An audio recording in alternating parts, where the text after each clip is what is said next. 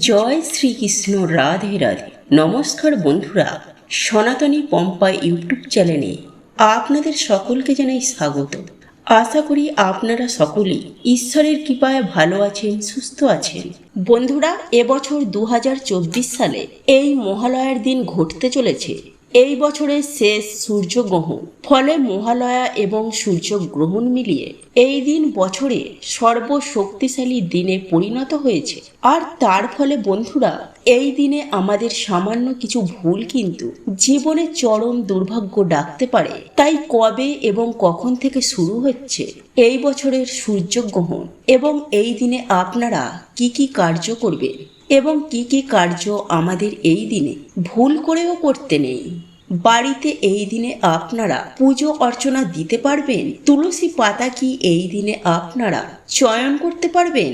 এছাড়া গ্রহণ চলাকালীন আপনারা কি কি খাবার খাবেন না। গর্ভবতী মায়েরা এই দিনে আপনারা কি কি নিয়ম মেনে চলবেন। এই সকল তথ্য বন্ধুরা আমরা আজকের এই ভিডিওটিতে জানব।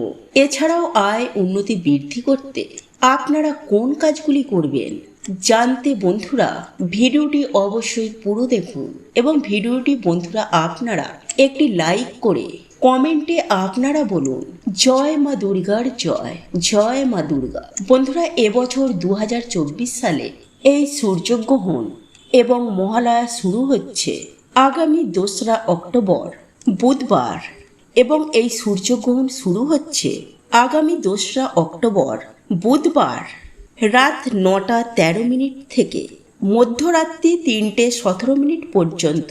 ফলে গ্রহণ চলবে বন্ধুরা 5 ঘন্টা 51 মিনিট, কিন্তু মুখ্য বলয় গ্রাস স্থায়ী থাকবে 3 ঘন্টা 35 মিনিট। সুতরাং বন্ধুরা, যেহেতু সূর্যগ্রহণ রাতে হচ্ছে তাই গ্রহণের কিন্তু কোনো রকম সূতক কাল নেই। ফলে অবশ্যই আপনারা এই দিনে মহালয়ার তর্পণ কার্য করতে পারবেন। কিন্তু যেহেতু বন্ধুরা এই সূর্যগ্রহণ মহালয়ার দিন হবে, ফলে সমস্ত মানুষের জীবনে কিন্তু এর প্রভাব পড়বে। কারণ শাস্ত্র বলছে বন্ধুরা যে মহালয়ার দিন এবং গ্রহণের দিন নেগেটিভ এনার্জি এবং গ্রহের প্রভাব সর্বাধিক বৃদ্ধি পায়, যার ফলে আমাদের জীবনে নানা রকম দুর্ভাগ্য, অশান্তি এবং রোগ ব্যাধি ডেকে আনে। তাই অবশ্যই কিন্তু বন্ধুরা আপনারা এই দিনে এই নিয়মগুলি মেনে চলবেন এবং ভিডিওটি বন্ধুরা আপনারা আপনাদের বন্ধু বান্ধব পরিবারদের সাথে অবশ্যই শেয়ার করুন। নাম্বার 1, বন্ধুরা, যদি এই দিন আপনাদের বাড়িতে কুকুর, বিড়াল, গরু বা কাক আসে তো অবশ্যই বন্ধুরা আপনারা সেই দিন রুটি, গুড় বা যে কোনো ধরনের খাবার তাদের খাইয়ে দিন। কিন্তু খাবারটি খাওয়ানোর আগে বন্ধুরা সেই খাবারটি আপনারা নিজের মাথার চারিদিকে 7 বার অ্যান্টি ক্লকওয়াইজ ঘুরিয়ে তবেই তাদের খাওয়ান। নাম্বার 2, বন্ধুরা, এই দিন আপনারা 3টি অপরাজিতা ফুল নিয়ে মহাদেবের চরণে রেখে দেবেন এবং পরে সেই ফুলগুলো বন্ধুরা আপনাদের সিন্ধু বা পড়ার বইয়ে এবং মানি ব্যাগে রেখে দিন। যেই ফুলটি বন্ধুরা আপনারা সিন্ধুকে রাখবেন তা আপনারা হলুদ কাপড় বিছিয়ে তার ওপরে রাখবেন। নাম্বার 3, বন্ধুরা, এই দিন আপনারা সাদা আকন্দ ফুল গাছের শিকড় এনে মহাদেবের চরণে বা শিবলিঙ্গের পাশে রেখে দেবেন। পরের দিন আপনারা সেই শিকড়টি মহিলারা বাম হাতে এবং ছেলেরা ডান হাতে পড়বেন। যদি কেউ তাবিজের মধ্যে ভরে পড়তে চান তাহলেও তারা করতে পারেন। নাম্বার 4, বন্ধুরা, এই দিন আপনারা গ্রহণের পর বাড়ির সদর দরজা এবং তুলসী তলায় একটি প্রদীপ ধরাবেন। এতে বন্ধুরা যদি কোনো গ্রহণের নেগেটিভ ঊর্জা যদি আপনাদের বাড়িতে থাকে তাহলে এটি নাশ হয়ে যাবে। কিন্তু বন্ধুরা এই প্রদীপটি আপনারা বাড়ির উত্তর এবং পূর্ব দিকে মুখ করে রাখবেন। নাম্বার 5, বন্ধুরা, গ্রহণ শেষ হয়ে যাওয়ার পর আপনারা বাড়িতে একটি কর্পূর অবশ্যই ধরান। কারণ বন্ধুরা গ্রহণের সময় অনেক রকম নেগেটিভ এনার্জি আমাদের বাড়িতে আগমন হয়, যা আমাদের বাড়িতে রোগ, দুঃখ, দারিদ্রতা নিয়ে আসে। তাই যদি বন্ধুরা আপনারা এই গ্রহণের পর বাড়িতে একটি কর্পূর ধরান তাহলে এর গন্ধে নেগেটিভ এনার্জিরা একদমই সহ্য করতে পারে না, যার ফলে নেগেটিভ এনার্জির প্রভাব আপনাদের বাড়িতে থাকবে না। সারা বছর আপনাদের বাড়িতে সুখ শান্তি বিরাজ করবে। তাই চলুন বন্ধুরা, সবার আগে আমরা জেনে নিই যে গর্ভবতী মহিলারা এই সময় আপনারা কোন কার্যগুলি করবেন না। নাম্বার 1, বন্ধুরা, এই গ্রহণ চলাকালীন গর্ভবতী মহিলারা বাড়ি থেকে বেরোবেন না। গ্রহণের সময় আপনারা ঘুমোবেন না। গ্রহণ চলাকালীন আপনারা কোনো কিছু খাবেন না, এমনকি জল পানও করবেন না। কিন্তু যদি খেতেই হয় বন্ধুরা, তাহলে খাবারে বা জলে তুলসী পাতা এই গ্রহণ হওয়ার আগে দিয়ে রাখবেন। গ্রহণ চলাকালীন আপনারা কোনো রকমের সূচ বা সুতোর কাজ করবেন না। ধারালো জিনিস আপনারা সেই সময় ব্যবহার করবেন না, কারণ বন্ধুরা এই সময় রক্তক্ষরণ হলে তা বাচ্চার ক্ষতি করে। তাই বন্ধুরা, আপনি এবং আপনার সন্তানের জন্য এই সময় আপনারা মহামৃত্যুঞ্জয় মন্ত্র বা হরে কৃষ্ণ মন্ত্র পাঠ করবেন এবং আপনারা কমেন্টে একবার বলুন জয় শ্রীকৃষ্ণ এবং হর হর মহাদেব। নাম্বার 2, বন্ধুরা, গ্রহণ চলাকালীন আপনারা কোনো রকমের কোনো শুভ কার্য যেমন পুজো অর্চনা, দান ধর্ম এগুলি করবেন না। নাম্বার 3, বন্ধুরা, গ্রহণের সময় কোনো রকমের আপনারা গাছপালা, চুলদাড়ি এগুলি কাটবেন না। ছুঁচ সুতোর সেলাই কাছাকাছি এই সময় করবেন না। এমনকি গাছ থেকে তুলসী পাতা এই সময় ছিঁড়বেন না। নাম্বার 4, বন্ধুরা, এই সময় কোনো রকমের আপনারা শারীরিক মিলন করবেন না এবং গ্রহণ হয়ে যাওয়ার পর আপনারা নিজের ঘরটি ভালো করে মুছবেন এবং গ্রহণের শেষে আপনারা সন্ধ্যাবেলা আপনাদের যে মেন দরজা রয়েছে, যেখান থেকে আপনারা ঘরে প্রবেশ করেন, সেখানে একটি মাটির প্রদীপ ধরাবেন। এতে বন্ধুরা আপনাদের বাড়িতে কোনো গ্রহণের খারাপ প্রভাব পড়বে না।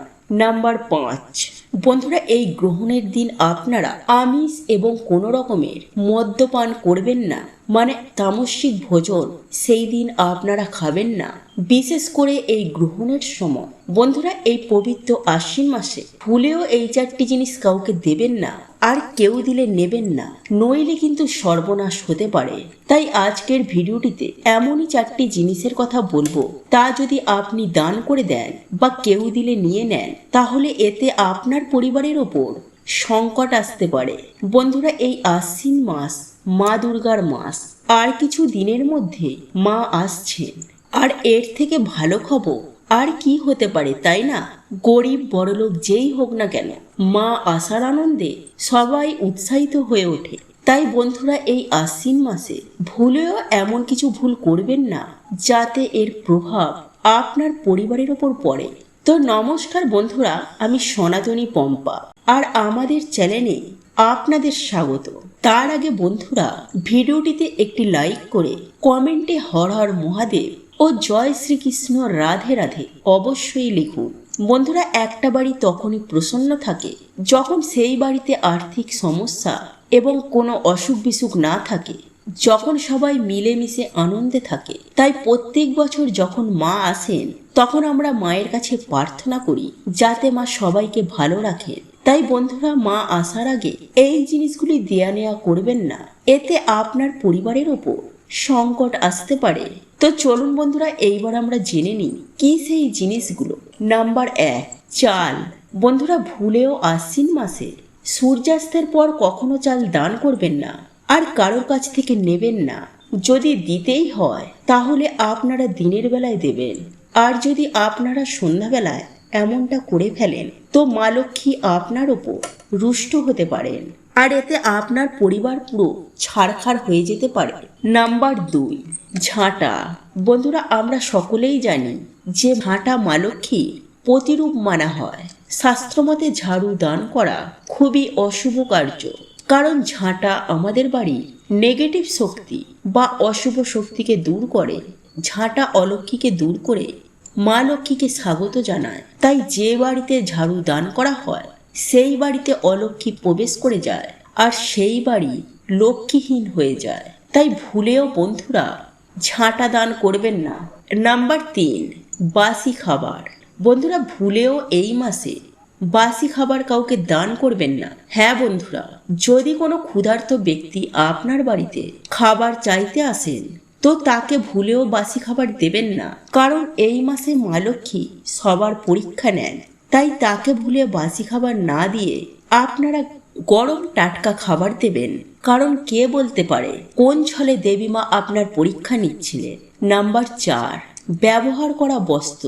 শাস্ত্রমতে ব্যবহার করা বস্ত্র দান করতে নেই, কারণ বন্ধুরা যা আপনি দান করেন তার ফল বা তার পুণ্য আপনি প্রাপ্ত করেন। আপনার সামর্থ্য যদি নতুন বস্ত্র দেওয়ার মতো হয় তাহলে অবশ্যই তাকে নতুন বস্ত্র দেবেন। হ্যাঁ, যদি কোনো অসহায় ব্যক্তি আপনার বাড়িতে হঠাৎই চলে আসে তখন আপনি তাকে ব্যবহার করা বস্ত্র দিতে পারেন, এতে আপনি পুণ্যের অধিকারী হবেন।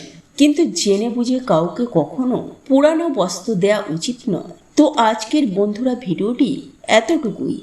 বন্ধুরা, আজকের এই ভিডিওটি যদি আপনাদের পছন্দ হয়ে থাকে তাহলে ভিডিওটি লাইক করুন, কমেন্ট করুন এবং বন্ধুদের সাথে শেয়ার অবশ্যই করুন।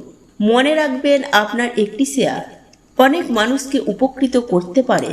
আপনি যদি সনাতনী পম্পা ইউটিউব চ্যানেলে এখনো পর্যন্ত নতুন হয়ে থাকেন তাহলে চ্যানেলটি অবশ্যই সাবস্ক্রাইব করবেন এবং পাশে থাকা নোটিফিকেশন বেল আইকনটি ক্লিক করবেন এইরূপ নিত্য নতুন ভিডিও সবার আগে দেখার জন্য। ঈশ্বর আপনার মঙ্গল করুন। আপনি সুস্থ থাকুন, ভালো থাকুন।